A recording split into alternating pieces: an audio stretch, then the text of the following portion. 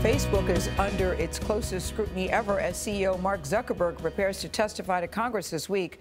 The data firm Cambridge Analytica improperly obtained private information from as many as 87 million Facebook profiles. The company will start telling users this morning if they are affected. The data scandal is causing major financial fallout. Facebook's stock is down nearly 15% since the Cambridge Analytica story broke. So the company's market value has fallen by tens of billions of dollars. And some advertisers are turning away from Facebook.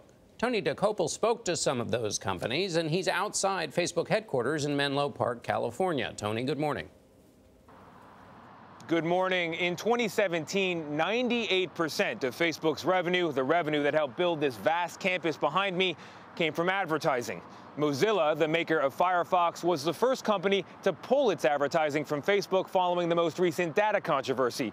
And while that's only a fraction of Facebook's revenue right now, Mozilla is also spreading a message of online privacy rights that could cost Facebook dearly. We couldn't understand it all. There wasn't enough transparency. For years, Mozilla used Facebook to tell people about its products. But now the nonprofit has a new message. It's pulled all advertising off the social network indefinitely. Trust right now isn't being earned. Technology companies aren't treating people like people. They're not treating people like human beings. They're expecting them to have an unreasonable amount of knowledge about how their information is being used. So Mozilla is saying that you're uncomfortable with the consumer surveillance model of the internet, which is the model. We're uncomfortable with the way that technology companies are treating people, like fundamentally. Absolutely, businesses should be able to run using data, but technology companies can't take for granted that all the things that they're doing are easy to understand. Mozilla Chief Marketing Officer Yasha Kakis-Wolf showed us how Facebook tracks and uses your data. We choose to click on this ad. When we click on this ad, something happens. The data that's been associated with my profile on the social media site is turned into a cookie. The data actually follows me around to every next website that I go to. If we've had an experience where maybe we've chosen to buy something or been thinking about it, and an ad shows up on another site, you see an ad specifically for those pair of shoes. It is a little bit like you're carrying some baggage. It seems to me like Facebook puts a little bug on you. They're following you. A bug or baggage, really same basic idea. No social media platform is free. David Polgar, a tech ethicist, says we are paying with our personal information. Your privacy is a currency. Every time you log on to Facebook or any social media platform, you are giving currency. You're just not giving dollars. Like Mozilla, the home sound company Sonos stepped back from social media platforms and took a week-long pause from advertising on Google, Twitter, YouTube, and Facebook.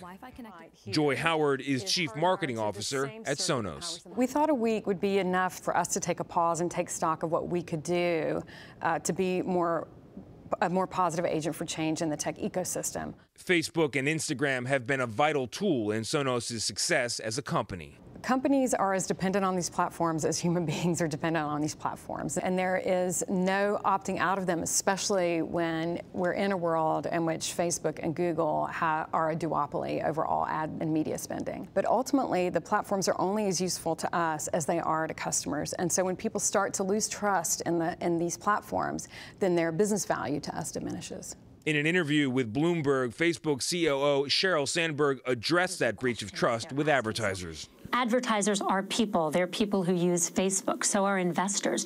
And everyone wants to know the same thing, which is, are you protecting people's data? How do you feel about what Facebook has done in response to criticism so far?